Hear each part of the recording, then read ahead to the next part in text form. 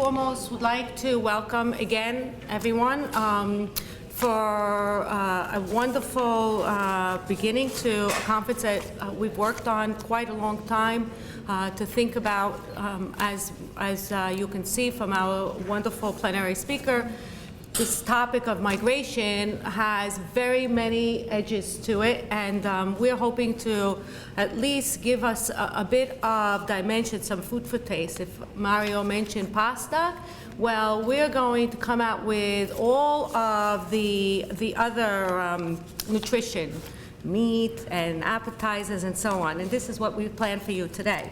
So I'm going to be very short, as I did promise Mario, and I will say just a couple of words using my position as a chair for this morning panel, first panel, to, as I said, just to mention a few points that I thought were very important that came out right, especially from our last speaker.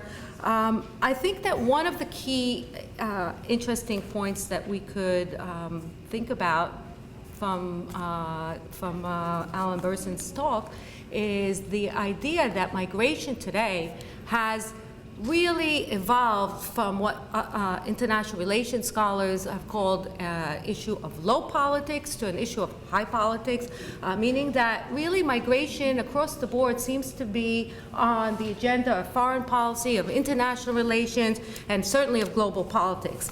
And as a political scientist, I found it extremely fascinating and very, very inspiring to think about the notion that policy actually might matter. I really have been, we as political scientists, academics, have spent quite a long time really asking that question. How does it matter really to influence, curtail, or contain migration flows? And if so, how?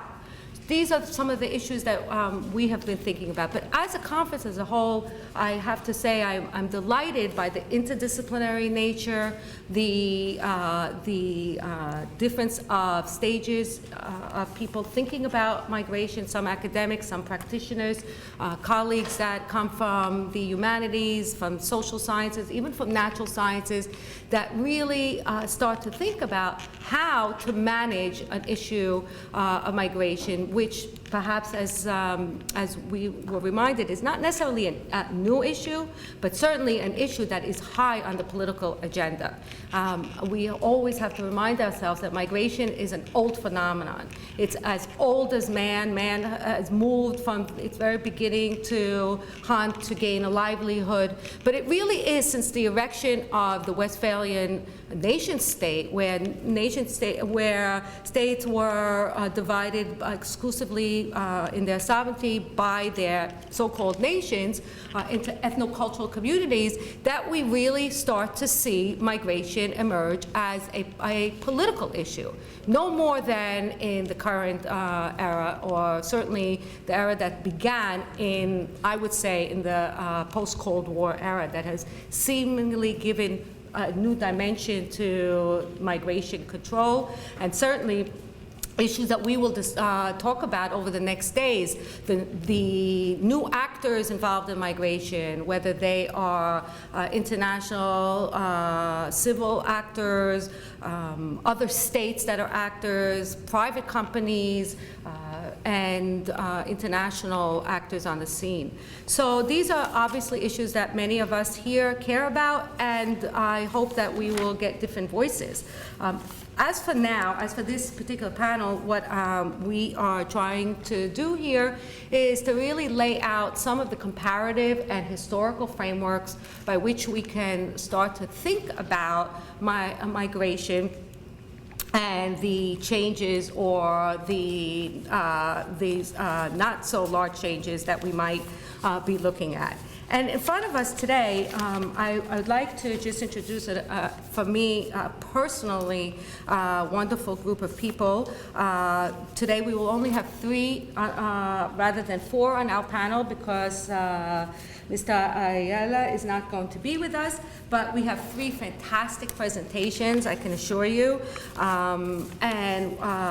Martin Schain is professor of politics emeritus now at NYU. He is the author of The Politics of Migration in France, Britain, and the US, a comparative study. He's the editor of Shadows Over Europe, The Development and Impact of the Extreme Right in Europe, and Europe Without Borders, Remapping Territory, Citizenship, and Identity in a Transnational Age. He also has many scholarly articles on politics and immigration in Europe and the US, on the politics of the extreme right, especially in France, and immigration and the European Union. He is currently finishing a new book about the borders, and he continues and has taught for a very long time in France as well. He's lectured throughout Europe, and he's also he's the founder and the former director of the Center for European Studies at NYU, and the former chair of the European Union Studies Association, as well as a co-editor of the Transatlantic Scholarly Journal, Comparative European Politics. And I can also give him another claim, which is that he was probably one of the inspiring incentives to welcome me into migration research over 20 years ago, to give away some part of my age, or more than that, sorry. See, tweaking it. And so thank you. Professor Martin Schain, please. Let me see if I can. This. You called it crisis. Yes, I did, but I'm not going to talk about it. If this thing goes back and forth. Okay. I put up his, I don't know how you did. Oh, nice, okay. Okay. All right. I'm going to leave that there for a minute. Thank you once again for inviting me. I'm really very pleased to see old friends and to be with you today. Before plunging into what I have to say, there are two anecdotes, because it's been encouraged, about the American-Mexican border that I wanted to relate to you first. The first is a conference that I was at the University of California, San Diego, sometime in the late 1990s, when there was a wall between the United States and Mexico, Tijuana, San Diego. And of course, as part of the conference, we went on a tour of the wall. And we stood there one night as people were coming over. And one of my German friends looked at me, as only a German could do with regard to walls, and said to me, "This is a liberal wall." And I looked at him for a second, and I said, "What do you mean?" He said, "Look at the top of that wall." I mean, it actually wasn't a wall, it was a fence and when I looked at the top, I realized it tilted inward towards the United States. He said, "In Germany, we would never do it that way." The second is during the same period, I was hiking quite a lot in Big Bend National Park, also on the U.S.-Mexican border, but a really wonderful national park where the Rio Grande separates the United States from Mexico, and the Rio Grande is really just a trickle as you hike along a path there. And as we hiked along the path, this must have been in 1998, 1999, something like that. As we hiked along the path, there were small signs inviting people to take a boat, a little boat, a rowboat, across the Rio Grande, or even walk across, because there was a restaurant over on the other side. And we must have passed 3 or 4 of these signs, and in each case it was X'd out by orders of the United States authorities. But clearly, those boats and those invitations had been there in more tranquil times, and what somewhat reflected, it seemed to me, what the nature of the U.S.-Mexican border had been in previous times. However, that's not why I'm here today. I want to talk to you this morning about what I call the asylum crisis in Europe, but as Galia reminded me, I shouldn't have used the word crisis, but in fact, I did use the word crisis because most of what I have to say today will be questioning what the nature of this crisis is. There was a recent report that said the following. It said, "The world is facing a global refugee crisis unprecedented since the 1945-1952 post-war period. There are currently at least 19.5 million refugees, that is recognized refugees, Globally, by 2014, 3.1 million people had fled Syria alone. Overall, there were, by mid-2015, almost 60,000 forcibly displaced persons worldwide, an historical high. It is, as the report said, a humanitarian disaster of immense proportions. So the question that I want to talk to you about today is what exactly is this crisis? And the argument that I will present, just in case I get cut off, the argument that I will present is that there is certainly a crisis for the victims, for those people who are displaced, for those people who are in forced displacement. That is certainly a crisis. But that the transatlantic world is much less problematic in the sense that it is a problem that is largely under control. But like migration, the flow of asylum is shaped by the rules and effectiveness of the process in each case. The crisis for the West is largely how the process itself is framed and defined and how effective it is. Asylum has been framed in two very different ways, actually starkly different ways. Each time I hear it, I realize these are really starkly different ways, even though they're related. On one hand, asylum is a problem for the states that have agreed to take responsibility, after all, by treaty.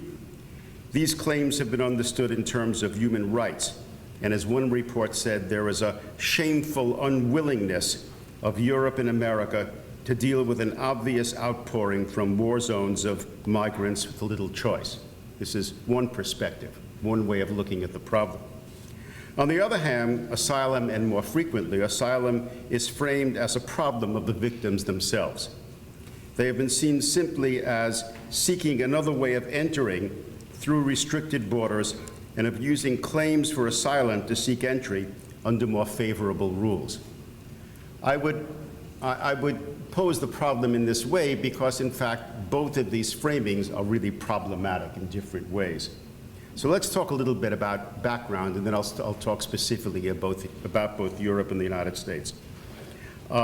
Essentially, it's good to keep in mind, it seems to me, that essentially most claimants must be in to get in. That is, you don't just claim asylum. For the claimant, there must be some place to arrive, and for the state, there must be some place where the demand is being met. There must be some place to receive and process applicants. Indeed, the difficulty of facing most asylum seekers in the Western world, in the transatlantic world, is magnified by the need to enter the country without valid documents or to remain with invalid documents before demanding asylum. Inevitably, this relates the question of asylum to undocumented immigration. I should say there's a footnote here that this is not entirely true, but I will get to that when I talk about the United States. Second, asylum politics is really a contest for framing. Receiving states tend to define claimants as much as possible as economic migrants or simply as undocumented immigrants who really need to be dealt with. Claimants define themselves as much as possible as people who are fleeing something. However, in this competition for framing, we all understand that the states have the advantage. Finally, asylum is hardly a free pass, even though it's pictured that way. And I'll come to that towards the end of my talk. It's hardly a free pass through an open door, but a difficult barrier to cross. In fact, I would argue far more difficult than crossing the barriers of legal immigration.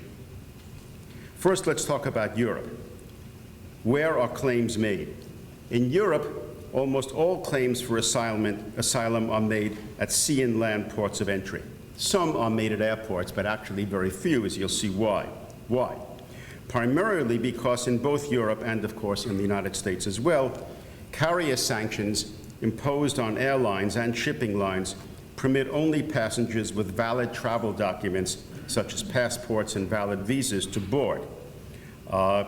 In the case of the EU, these prevent asylum claimants from reaching the borders of member states and ensures that the route to these claims for third country nationals is both expensive and indeed dangerous. After all, we all understand, knowing the numbers involved, the $1,500, like must be euros actually, the 1,500 euros, 1,000 euros, 800 euros in the film last night is what people pay for undocumented passage across the Mediterranean. For that money, you can get an air ticket. And certainly for $6,500, you can certainly get an air ticket. People who can afford or somehow manage to get up the money for these, if they could go to, if they can go to an agency and buy an air ticket, would be saving a lot of time, money, and travel a less dangerous route. It would be far less expensive, therefore, and less dangerous for those seeking asylum to simply buy an air ticket and board a plane. The movement of asylum seekers into Europe has been strongly influenced by Turkish passenger restrictions on air and sea travel. Until 2016, Syrian citizens were able to enter Turkey from Syria, Jordan, or Lebanon without having to obtain a visa beforehand, making Turkey the primary first destination of entry into Europe. These restrictions on this was imposed at the beginning of 2016, and of course by mid-2016 there was also an agreement between the European Union and Turkey to impose restrictions on movement across that border. Thirdly, interdiction at sea. Beyond carrier sanctions, operations to interdict small craft on the high seas, such as the Frontex Operation Trident in 2014, followed by Operation Sophia, really imposed two criteria. The first is people who were interdicted at sea were not being interdicted to save them, although by and large some were. They were being interdicted to prevent them from reaching European shores. And as one author put it, they are treated as if they are all illegal immigrants. No provision is made in these interdiction operations for potential asylum seekers amongst them, who can lead to situations where the EU member states do not fully respect their international obligations. I should also add, they also lead to situations in which people die. And that's what this table is about. It's a comparison of deaths on the US-Mexican border between 1998 and 2013, which these statistics were obtained from the United States Border Patrol, and a comparable period between 2000 and 2014, the deaths on the external borders of Europe, which were obtained from the International Organization for Migration Files. The number of deaths actually on the Mediterranean, on European borders, are quite overwhelming, particularly if you compare them to the deaths on the US-Mexican border, which we talk about a great deal more. How do I do this? Okay. So the question is, which claims are accepted?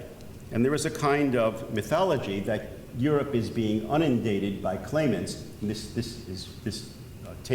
figure is from Europe. In 2015, there were about 1.3 million asylum applications made among the 28 countries of the European Union. Decisions were made on fewer than half, that is 593,000, of which about 308,000 were granted some form of recognition. About 52% of the actual decisions, but actually only 24% of those who applied. Since asylum is decided by each member state, it's important to note that the pattern of acceptance and rejection by member states has been very different. Among the countries in Europe which are responsible for the external land and sea access points, only Italy is both the country of first official arrival and a country where very large numbers of decisions on recognition have in fact been made. Most other countries, that is border countries in which people land, that is countries in which there are ports, the migrants have gone on in much greater numbers to other countries in Europe. How are claims recognized? Oh, and one other thing I wanted to point out, and that is if we take a look at the applications, that is the blue line, and the applications for asylum and the total positive decisions, we can actually see the difference between the two is enormous, but it's more than the difference between the two is enormous. As the applications go up, with the exception of that 1 year in 2015, the number of acceptances actually in most cases has gone down. And so we'll see this in the case of the United States as well. There's a kind of a concave, convex relationship between one and the other. So the question in Europe is how are claims recognized? One regulation that governs how claims are recognized is something called the Dublin Regulation. The Dublin Regulation started out as a treaty independently of the European Union. It was incorporated into European Union treaties. And it was a treaty that was negotiated and first signed in Dublin and then has been renegotiated and updated and changed several times since 1990. The whole idea was to prevent asylum shopping. It was first negotiated at the height of the Balkan crisis, and it foresaw that the claims would be made in the first member state in which the claimant arrived. Fair enough. For those arriving by land or sea, only a few of the member states would be responsible for resolving these claims. Italy, of course, would be one of them. Although the EU agreed on some guidelines for making these decisions, they would finally be made by national authorities using national criteria. But the problem of Dublin is Schengen. The Schengen Agreement is the open border agreement within the European Union. Although Dublin regulations require asylum seekers to register and apply at the first EU country where they arrive, by 2015, almost half the claims were made in Sweden, which was not the first country of arrival, and Germany, which was not the first country of arrival, but the first country in which they were registered, up from 20% in 2010. By 2015, relative to the size of the population, Hungary had the largest number of asylum applications in the EU. Sweden was second, ahead of Austria and Germany. More than 90% of the applications for asylum in 2015 can be accounted for by those in Germany, Hungary, Sweden, Italy, and France, roughly in that order. Let me skip the rest of this for a moment because it does deal with more technical things. But go on to what we might call this sharp spike, as you can see in the end, of asylum applications. The number of asylum applications to Europe in 2014 was about the same as in 1992, which is back here at the beginning, at the height of the wars in the former Yugoslavia. After 1914, the number of applicants doubled, and we know part of the story as a result of that. The surge of asylum has been seen as the source of destabilization of the European system of border control. However, this is a crisis that has been brewing since the inception of the Dublin system. The surge did not create the problem, but did magnify the weaknesses of the external border control system that had been there all along. The institutional structures, regulations, rules were constructed under Schengen and Dublin agreements have been dependent on one another, but they have never quite worked, and indeed they've really lacked an enforcement mechanism. I have a great deal more to say about the United States, but let me suspend that for a while and simply summarize it in the following way. The United States is very different from Europe. The United States has two ways of actually dealing with questions of refugees and asylum. The first way is through the United Nations the UN High Commission on Refugees.